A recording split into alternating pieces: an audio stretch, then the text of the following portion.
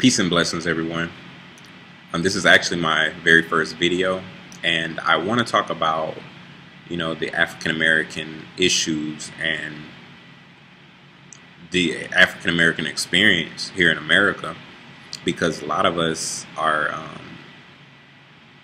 not sure where we should be storing our,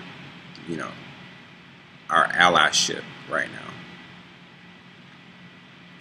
And I'm just going to say it, because if you don't store your allyship with your own people, you are doomed. You are doomed, and you are doomed to repeat history. Look at the history of this country. Look at the history of black people in this country.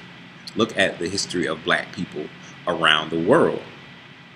And then if you're not up to speed on that, get up to speed on that, because that's going to step you into the next phase of this conversation. Basically, we have to talk about self-hate. I never understand why people don't choose to learn self or identify who self is. And one of my biggest awakenings as a black man, as a man, period, is to actually have the conversation and say, hey, where does all this start? Where does all this begin? What role do I play, and where am I positioned in this field? And so after making those identifications, I was able to see a lot of the injustices that's going on with my people. And then I was able to understand that the American dream was not meant for me or you, brown people, black people, but the American dream was meant for all other people. And so a lot of these things we live in denial about, because we want to be inclusive and we want to be included in everything. Just be honest,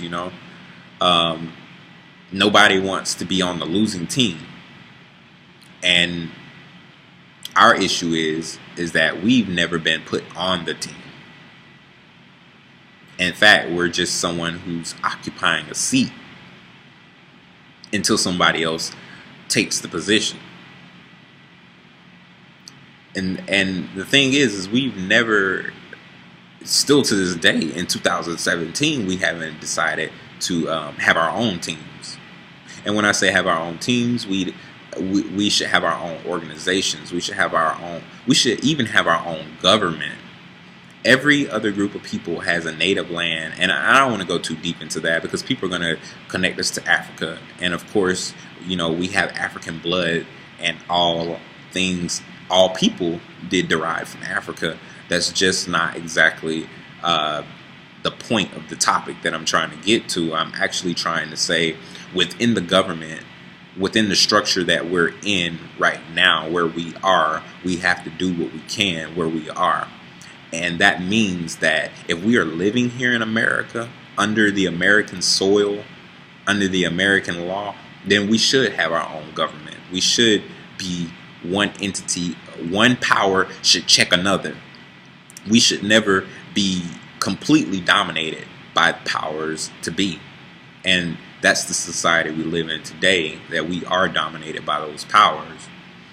And so we honestly, unless we unify, and I mean Martin Luther King type unify, we are looking at the doom of African American people. I mean, I don't know if you guys value your lives as much as the next person does, because we've all been through trauma. We've all been through trauma. Like, there's not one black person that can sit here and say that they don't know what it feels like to have a traumatic experience. And some of us are living in trauma and we don't even know that we're living in trauma.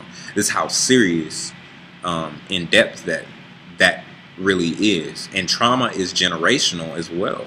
So even if you try to, protect yourselves, you're you're more likely to still be affected by some type of trauma. So our mentality is what's under attack. And that's the thing that we have to actually question. All those people who step into our space, and that they try to teach us these different things, and they try to shape the way we think and the way we believe.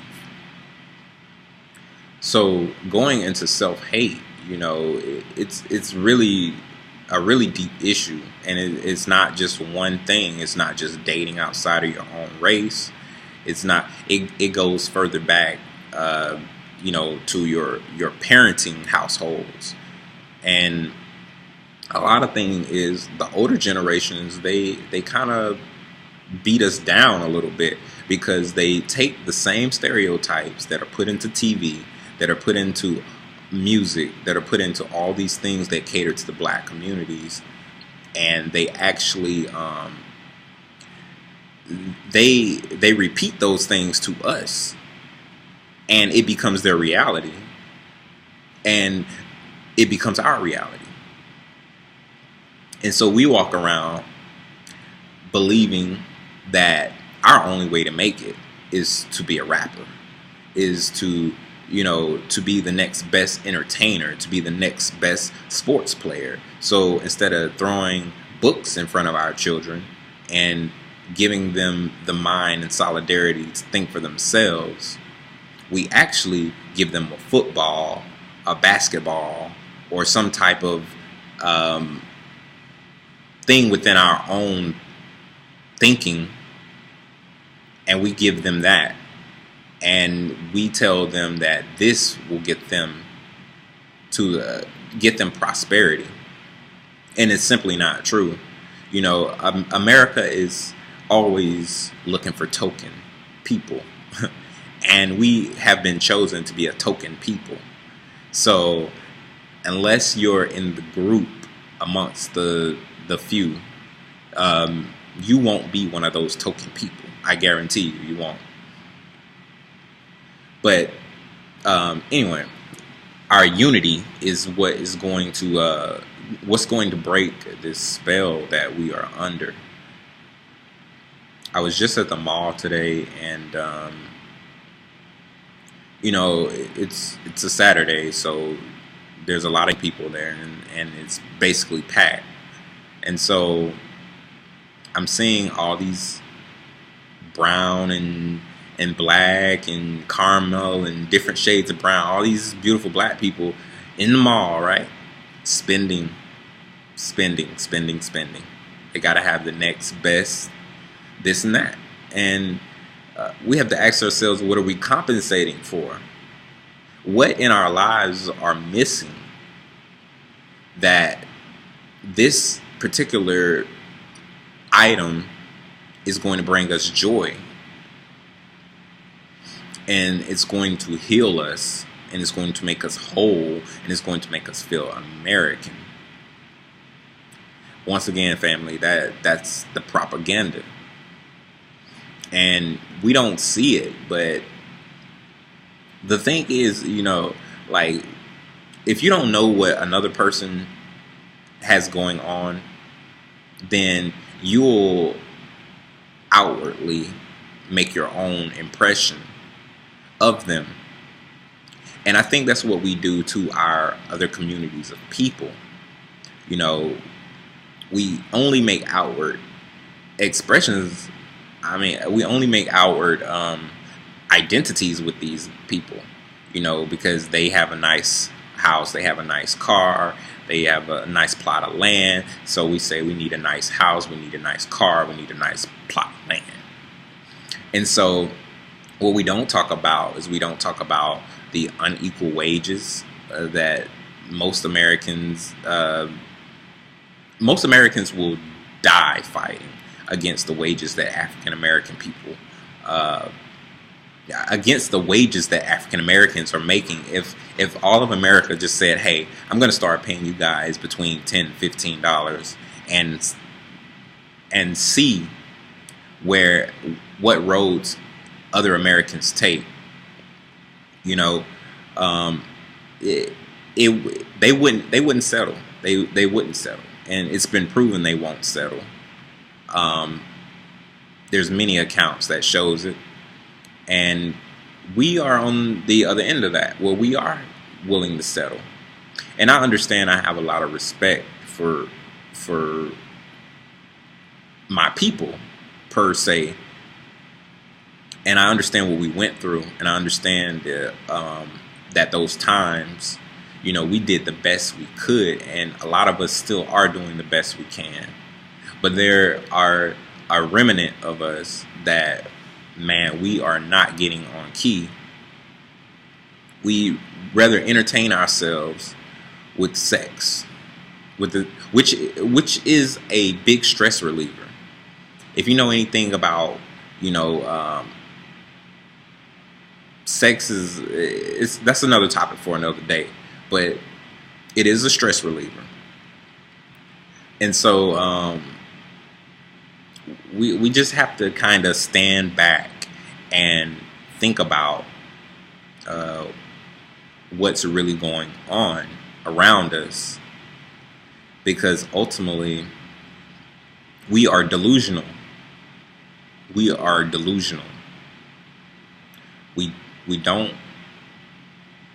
I just can't say that enough. How delusional we are. You know, it's important when you get up every day to indulge yourself in something positive, something informal, something that's going to benefit your life. You know, it's something that I started doing, but it's important to, like, at least pick up a book once a day and read for 30 minutes a day. I mean, I'm not saying you have to read all day, but at least 30 minutes a day, it transforms your mind. Because just like you feed your body, and your body needs energy to live, so does your mind. And for you to get out of this docile mode, you're going to have to train your mind to learn, to want to learn. And so that's kind of, you know, I don't want to try to cover too much stuff in such a short amount of time, but that's really a big issue.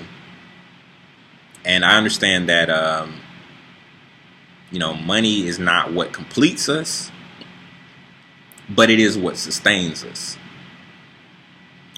And we do need to unify on that note. You know, like I said, we're living in a society where we're saying we're equal, and we're pro-black, and we're black power, and all these different, you know, hashtags. But when it comes down time about that, that's what I consider unifying to be, is to be openly about whatever your cause, whatever your struggle, whatever your goal and objective is. You have to be openly honest, brutally. I mean, you know, I'm not saying go curse out people, but I'm not looking to spare anyone's feelings. You know, it's no doubt about it that self-hate runs deep within the black community, deep, so deep. And a lot of things have to be brought to light. And, you know, parents allowing their children to sit in front of TV all day, every day, and TV's basically raising them. That's a no-go. That we got to stop completely. Because I've seen many people, relatives and non-relatives, have, you know, 5 to 10-year-old kids that they sit in front of a cartoon program for 4 to 5 hours, and they've just absorbed and they're learning all this behavior, and they're wondering why at a certain age you can't relate and you can't reach a child, and that's because you have no influence over shaping your own children, because they're at school most of the day, and then when they come home from school and TV's the next half of the day of their life, then yes, it becomes a programming in which they don't have room to absorb any information from you, because they're too busy getting it from school and TV. And you're too busy, obviously, because if you would allow your child to sit in front of a TV for 4 or 5 hours, just so you can have your free time, then yes, you too are part of the issue. And so family, I'm gonna do another video. I see I'm running low on time here, so I'm hoping that this brings the topics up, that we can have the conversation, and we can deal with this self-hate. And we're not trying to shun each other. Let's be straight about that, family. We're actually here to bring healing to one another. We're here to bring awareness to one another. We're here to bring a powerful movement to one another. It's no longer okay for us to identify issues and to bypass our brothers and sisters who are in need. It's no longer okay to turn the other cheek when someone is in need of your help, your brother and sister, I mean. So I'm going to continue, trying to put out videos. I know the first one I didn't really get into information because it's kind of an introduction into what really is going to be the next topics. But I'm looking forward to speaking, and sharing different ideas with other people, and organizing as well is going to be a key factor to this video, because I am going to start an organization, and I would like as much support and help from my brothers and sisters as possible. This is like I said, the very first video. So thank you.